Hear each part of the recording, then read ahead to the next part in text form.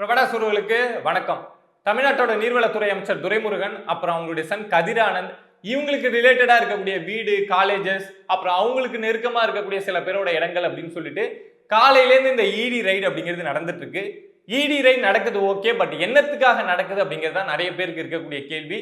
இது சம்பந்தமா துரைமுருகன் அவங்க கிட்ட ஒரு பத்திரிகையாளர் இத மாதிரி இடி ரைடு நடக்குது, என்னத்துக்காக நடக்குது அப்படின்னு கேட்கிறாங்க. அதுக்கு துரைமுருகனே என்ன பதில் சொல்றாங்க அப்படின்னா, என்னத்துக்காக நடக்குது அப்படின்னு எனக்கே தெரியல அப்படின்னு ஒரு அலட்சியமான பதில் அப்படிங்கிறத சொல்லியிருக்காங்க. பட் என்னத்துக்காக நடக்குது அப்படின்னு நாம சொல்லிடுவோம். 2019 பார்லிமெண்ட் எலெக்ஷன் அப்படிங்கிறது இந்தியா முழுக்க நடக்குது, தமிழ்நாடு முழுக்க நடக்குது. அதுல வேலூர் தொகுதிக்கும் நடக்குது.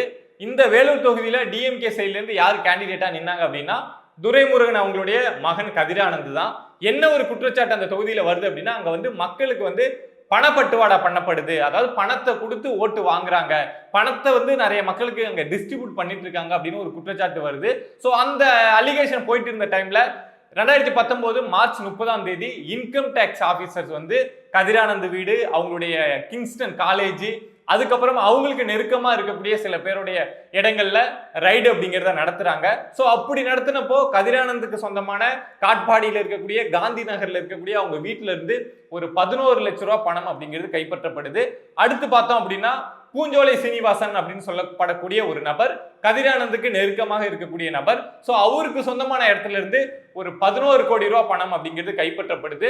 ஸோ அதனால இந்த பணம் மக்களுக்கு கொடுக்கறதுக்காக தான் இங்க சேர்த்து வச்சிருந்தாங்க அப்படின்னு அந்த விஷயம் உறுதி செய்யப்பட்டு அந்த தொகுதியில அந்த டைம்ல தேர்தலே நடக்காம தமிழ்நாடு முழுக்க மற்ற தொகுதிகளில் தேர்தல் நடந்தது. பட் அந்த ஒரு தொகுதியில மட்டும் நடக்கல. ஸோ அந்த தேர்தல் அப்படிங்கிறது தள்ளி வைக்கப்பட்டு 2019 ஆகஸ்ட் மந்த் தான் நடந்தது. பட் அப்பவுமே திரும்ப கதிரானந்த் தான் ஜெயிச்சாங்க. இப்போ 2024 அதே தொகுதியில கதிரானந்த் தான் ஜெயிச்சிருக்காங்க. பட் அவங்களுடைய வெற்றி பயணம் ஒரு பக்கம் இருந்தாலும் அந்த பணப்பட்டுவாடா பண்றதுக்காக அந்த பணம் சேர்த்து வச்சாங்கல்ல, இது சம்பந்தமா அங்க இந்த தேர்தல் கணக்கு வழக்கு அந்த செலவுலாம் பார்க்கறதுக்கு ஒரு சூப்பர்வைசர் அப்படிங்கிறவங்க எப்பொழுதுமே ஒவ்வொரு தொகுதிக்கும் இருப்பாங்க. ஸோ அவர் என்ன பண்றாரு அப்படின்னா இந்த விஷயத்த ஒரு கேஸா ஃபைல் பண்றாரு. ஸோ இந்த கேஸ் அப்படிங்கிறது நீதிமன்றத்துல போயிட்டு இருந்தது, அந்த விசாரணை அப்படிங்கிறது போயிட்டு தான் இருக்கு. ஸோ அது சம்பந்தமா தான் இப்போ இந்த இடி ரைடு அப்படிங்கிறது நடத்தப்பட்டு இருக்கு. அதே மாதிரி இன்னொரு முக்கியமான விஷயம் என்ன அப்படின்னா, அந்த பூஞ்சோலை சீனிவாசன் அவருக்கு தொடர்புடைய இடங்கள்ல இருந்து ஒரு 11 கோடி ரூபாய் பணம் எடுக்கப்பட்டது அப்படின்னு சொன்னல, அதுல 9 கோடி ரூபாய் 200 ரூபாய் நோட்டு 2016 தான் டிமானிட்டைசேஷன் நடக்குது. ஸோ அந்த டைம்ல தான் 200 ரூபாய் நோட்டே வருது. எப்படி 2019 இவங்க கிட்ட 200 ரூபாய் நோட்டு இவ்வளவு இருக்கு அப்படின்னு ஒரு சந்தேகம். ஸோ இது சம்பந்தமா அங்க இருக்க அதிகாரிகள் விசாரணை நடத்தி ஒரு விஷயம் என்ன கண்டுபிடிக்கிறாங்க அப்படின்னா, அங்க இருக்கக்கூடிய இந்தியன் பேங்க் மேனேஜர்கிட்ட பேசி இவங்களுக்குள்ள ஏதோ டீல் பண்ணிக்கிட்டு இந்த 2016 இந்த டிமானிட்டைசேஷன் நடந்தப்போ அந்த பணம் பரிமாற்றத்தப்போ ஆர்பிஐ ரூல்ஸை தாண்டி, ஆர்பிஐயோட கைட்லைன்ஸை தாண்டி இங்க ஏதோ பண பரிமாற்றம் நடந்திருக்கு, எப்படியோ அந்த பணத்தை மாத்திருக்காங்க அப்படிங்கிற விஷயமும் அப்ப சந்தேகமா வைக்கப்படுது. அது சம்பந்தமாவும் வழக்கு அப்படிங்கிறது தொடரப்படுது. ஸோ இதுல 2 வழக்கு அப்படிங்கிறது போயிட்டு இருந்தது. ஒன்னு, ஆர்பிஐயோட கைட்லைன்ஸை மீறி இவங்க பணத்தை மாத்திருக்காங்க அப்படின்னு சொல்லிட்டு அங்க இருக்கக்கூடிய இந்தியன் பேங்க் மேனேஜர் அவர் மேலேயும் இந்த கேஸ் அப்படிங்கிறது இருக்கு. கதிரானந்த், துரைமுருகன் இவங்க மேலேயும் இந்த கேஸ் அப்படிங்கிறது இருந்தது. அதே மாதிரி அந்த பணப்பட்டுவாடா செய்ய அந்த பணம்லாம் வச்சிருந்தாங்கல்ல, ஸோ அந்த பணம் எங்க இருந்து வந்தது, எதை மாதிரி வந்தது அப்படின்னு ஒரு விசாரணை அப்படிங்கிறது போகும்ல. ஸோ அது சம்பந்தமா தான் இன்னைக்கு இந்த 2 வழக்கு சம்பந்தமா தான் இந்த இடி ரைடு அப்படிங்கிறது நடத்தப்பட்டு இருக்கு. இன்னைக்கு காலையிலேயே அந்த பூஞ்சோலை சீனிவாசன் சொன்னல, ஒரு 11 கோடி ரூபாய் அவர் தானே வச்சிருந்தாரு. ஸோ அவரோட வீட்டுல இந்த இடி ரைடு அப்படிங்கிறது நடந்தது. அவருக்கு சொந்தமான தொழிற்சாலையில் நடந்தது.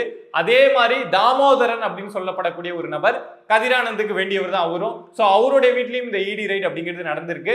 பட் கதிரானந்த் வீட்டுக்கு போனப்போ கதிரானந்த் ஊர்ல இல்ல, நாட்டிலே இல்ல, வெளிநாட்டுல இருக்காரு அப்படின்னு சொல்றாங்க. பட் அதே மாதிரி துரைமுருகன் அவர்கள் சென்னையில இருந்ததுனால அங்க இடி ஆபீசர்ஸ் மதியம் ஒரு 2 மணி வரைக்கும் வெயிட் பண்ணிட்டே இருந்திருக்காங்க. ஏன்னா ப்ராப்பரா யாரும் இல்லாம, அந்த ப்ராப்பர்ட்டிக்கு தொடர்புடையவங்க யாரும் இல்லாம இடி ரைடு அப்படிங்கிறது நடத்த முடியாது, அவங்க முன்னிலையில தான் நடத்தணும். ஸோ அதுக்காக வெயிட் பண்ணியிருக்காங்க. ஸோ அதுக்கப்புறம் 2 மணி அளவில் துரைமுருகனும் அவரால் வர முடியாது அப்படிங்கிறதுனால அவருடைய சார்பில் வேலூர் மாநகர துணை மேயர், அப்புறம் டிஎம்கேவோட அட்வொகேட், அப்புறம் சில பேர் அப்படின்னு சொல்லிட்டு அவங்கள இவங்க தரப்புல கையெழுத்து போட வச்சு அதுக்கப்புறம் அந்த இடி ரைடு அப்படிங்கிறது போயிட்டு இருக்கு. பட் இந்த இடி ரைட்ல என்னென்ன விஷயங்கள் கிடைச்சிருக்கு அப்படின்னு இது வரைக்கும் தெரியல. ஆனா அந்த பூஞ்சோலை சீனிவாசன் அவர் தொடர்புடைய இடங்கள், வீடு, அங்கெல்லாம் இடி ரைடு முடிஞ்சிருக்கு. அதே மாதிரி தாமோதரன் அவரு தொடர்புடைய இடங்கள்லயும் இந்த இடி ரைடு அப்படிங்கிறது காலையில இருந்து முடிஞ்சிருக்கு. அப்புறம் கதிரானந்துக்கு தொடர்புடைய அவங்களுடைய வீடு அப்புறம் காலேஜ்ல இந்த ரைடு அப்படிங்கிறது போயிட்டு இருக்கு. பட் இடி டிபார்ட்மெண்ட்ல இருந்து ரைடு கம்ப்ளீட்டா முடிஞ்சதுக்கு அப்புறம் தான் நாங்க என்னத்துக்காக வந்தோம், என்னத்தெல்லாம் அங்கிருந்து எடுத்தோம் அப்படிங்கிற விஷயத்த அவங்களே அஃபிஷியலா அவங்களுடைய வெப்சைட்ல போடுவாங்க. என்னைக்கு சம்மன் அனுப்ப போறோம், என்னைக்கு அவங்க வந்து ஆஜராகணும் அப்படிங்கிற விஷயம்லாம் அடுத்தடுத்து இடியோட அஃபிஷியல் வெப்சைட்லயே வரும். ஸோ என்ன இடி சொல்றாங்க, இந்த ரைடு முடிஞ்சதுக்கு அப்புறம் இது சம்பந்தமா இடி வந்து என்ன அப்டேட் கொடுக்குறாங்க அப்படிங்கிற விஷயத்த அவங்க பேசினதுக்கு அப்புறம் திரும்ப நான் உங்ககிட்ட வந்து பேசுறேன்.